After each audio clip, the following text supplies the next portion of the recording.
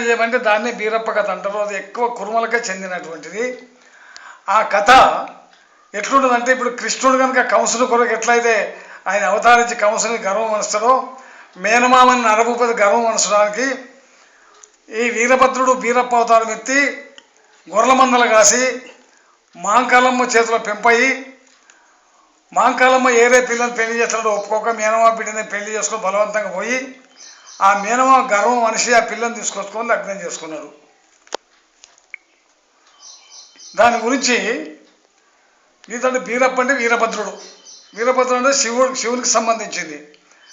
ఇప్పుడు దశావతారాలు శ్రీవన్నారాయణ ఎట్లెత్తుండో శివుడు కూడా గణపతి కావచ్చు, కుమారస్వామి కావచ్చు, వీరభద్ర కావచ్చు, బీరప్ప కావచ్చు, మల్లికార్జున కావచ్చు, అటువంటి అవతారాలు ఎత్తి ఒక్కొక్క అవతారానికి ఒక్కొక్క మంచి ఘనత సంపాదించాడు.